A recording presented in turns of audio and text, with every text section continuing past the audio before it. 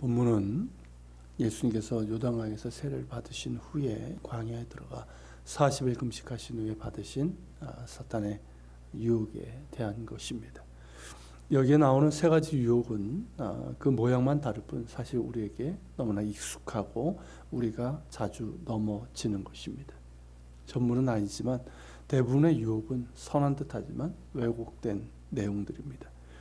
마귀의 첫 번째 유혹은 내가 만일 하나님의 아들이거든 명하여 이 돌들로 떡덩이가 되게 하라는 것이었습니다. 유대 광야 지역은 크고 작은 돌들이 많습니다. 그 돌들로 명하여 빵덩어리가 되게 하라는 것입니다. 그래서 당신이 하나님의 아들이라는 것을 입증하라는 것입니다. 빵 자체는 선한 것이죠. 먹어야 사는 것이고, 그리고 예수님께서는 40일 금식하셨기 때문에 줄인 상태였고 이제 음식을 드셔야 됩니다. 또한 예수님께서는 빵 몇 덩어리로 굶주린 수천 명의 사람들을 먹이셨습니다. 우리가 아는 5병이요 7병이요 이적입니다. 이것만 본다면 돌들로 빵이 되게 하는 것은 예수님에게 능히 하실 수 있는 일이었고, 금식으로 시작하신 상태에서 돌을 빵으로 만드는 것은 큰 문제가 되지 않을 것입니다. 그런데 여기 함정이 있습니다. 누구를 위해서, 무엇을 위해서 하라는 것일까요? 당신 자신을 위해서. 그리고 당신이 진정 하나님의 아들이라는 사실을 스스로 납득시킬 목적으로 그 일을 하라는 것입니다.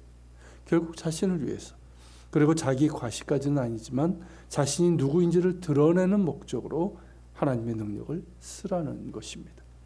만일 예수님께서 그리하신다면 예수님께서 하늘 보좌 영광을 버리시고 사람의 몸을 입고 이 땅에 오신 것은 아무런 의미가 없습니다.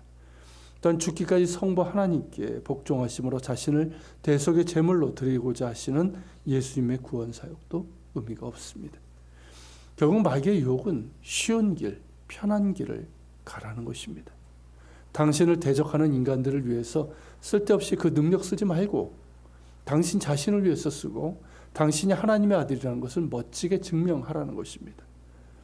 마귀를 거짓의 아비요 광명의 천사를 가장하는 자라고 하는데 정말 그러합니다. 선한 것을 교묘하게 왜곡해서 예수님의 오심과 사역을 망쳐버리려고 한 것입니다. 그러나 예수님께서는 하나님께서 하신 말씀으로 자신의 허기진 배를 채우실지언정 마귀의 유혹에 따라 그 능력을 사용하지 않으실 것이고, 당신이 하나님의 아들이심을 증명하려는 일도 하지 않으실 것입니다. 그것을 보여주는 것이 바로 마귀의 유혹에 맞서 말씀하신 성경의 인용에서 분명하게 드러납니다. 4절이죠.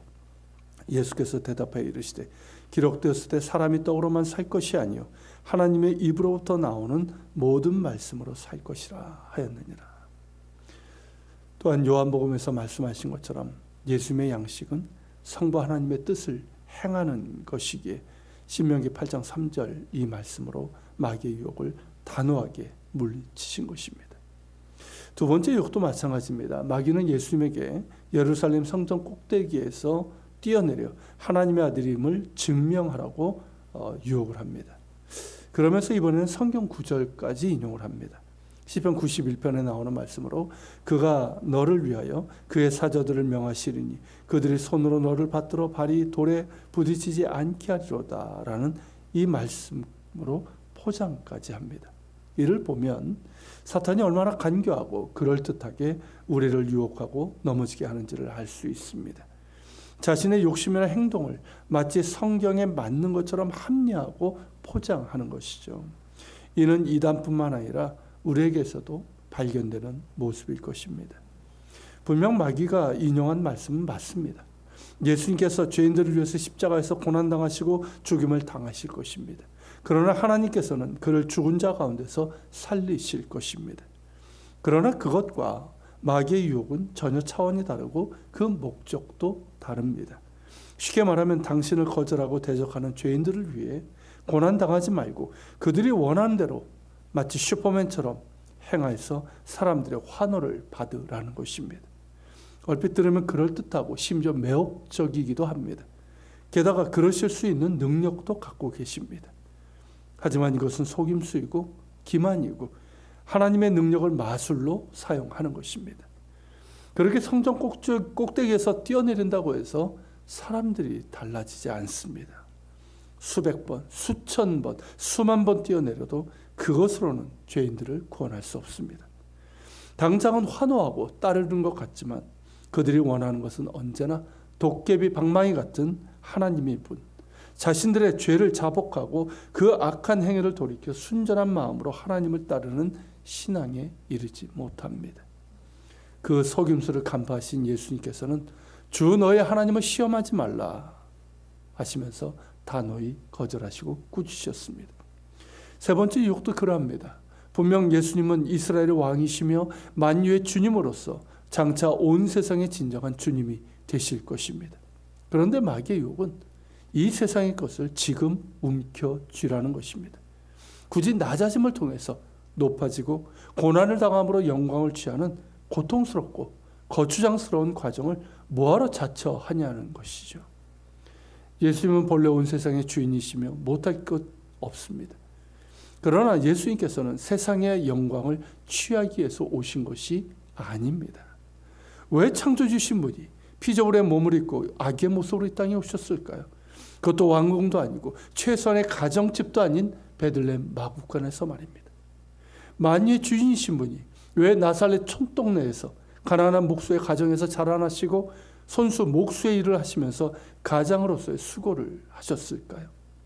만물의 주인이신 분이 왜 머리 두실 곳조차 없이 다니시면서 고생스럽게 사역을 하셨을까요? 왜 죄 없으신 분이 죄인들을 위해서 그 모진 고난과 죽임을 당하셨을까요? No cross, no crown. 고난이 없이는 영광도 없습니다. 십자가 없이는 부활도 없습니다. 낮아짐이 없이는 높아짐도 없습니다. 만왕의 왕께서 그렇게 낮아지시고 고난을 당하심으로 하나님께서 그를 지극히 높여 모든 무릎을 그 이름에 꿇게 하시고 모든 입으로 주님이라 시인하게 하신 것입니다. 그래서 이번에도 마귀의 말은 교묘한 속임수이고 기만이고 인류 구원의 하나님의 뜻을 무효로 만들고자 하는 사악한 유혹입니다. 이것을 간파하신 예수님께서는 매우 단호하게 꾸짖으시며 사탄아 물러가라 하시면서 주 너의 하나님께 경배하고 다만 그를 섬기라고 하신 것입니다. 이것을 통해서 우리는 마귀의 유혹을 포함해서 모든 유혹이 어떻게 오는지를 알 수 있습니다. 유혹은 대개 잠시 스치는 생각으로 옵니다. 내 안에 있는 욕심이든 눈으로 보거나 귀로 들었던 생각으로 옵니다. 그 생각들 중에는 계속 머물고 그 생각에 사로잡혀 상상의 나래를 펴다가 그 생각에 고착되면서 결국 파국에 치닫게 되지요. 앞서 본 것처럼 대부분의 유혹은 선한 듯하고 그럴듯하고 심지어 매혹적으로 다가오고 옳은 일을 그릇된 방식으로 혹은 그릇된 목적으로 행하라는 유혹을 받게 됩니다. 그러면서 합리화하고 타협하고 심지어 성경 구절과 하나님의 뜻을 자기 마음대로 해석하면서 합리화하는 지경에 이르기까지 합니다. 그러므로 우리는 우리 마음속에서 울렁이는 충동들과 속삭이는 음성의 정체를 알아내는 방법과 그 유혹들에 맞서서 싸울 수 있는, 물리칠 수 있는 용기와 지혜를 성경에서 얻는 방법을 배워야 합니다. 그러기 위해서는 더욱 말씀을 잘 배우고 묵상하고 그 말씀을 마음에 잘 담아 두어야 됩니다. 특별히 이 사순절 기간에 말씀을 통해서 예수님을 깊이 묵상하며 그 방법을 배워야 할 것입니다. 예수님께서 모든 유혹을 물리치시고 승리하심으로 하나님의 영광이 이루신 것처럼 우리 역시 이 모든 유혹에 맞서 싸울 때 그 승리 하나하나가 쌓여 궁극적인 승리로 향하게 될 것입니다. 기도합시다.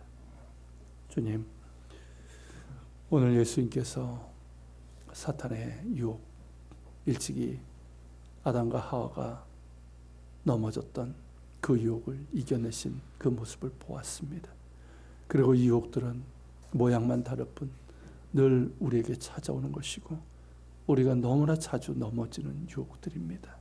주님, 우리를 긍휼히 여겨 주시옵시고 오늘 예수님께서 말씀으로, 하나님의 말씀으로 그렇게 이기신 것처럼 우리 역시 하나님의 말씀을 가까이 하고 묵상하며 배우는 가운데, 그리고 순종하는 가운데 주님 이러한 유혹들을 또 분별할 수 있고 물리칠 수 있는 법을 배우게 하시고, 또 우리에게 그러한 능력을 허락하여 주시옵소서. 같이 기도하며 나아갑시다.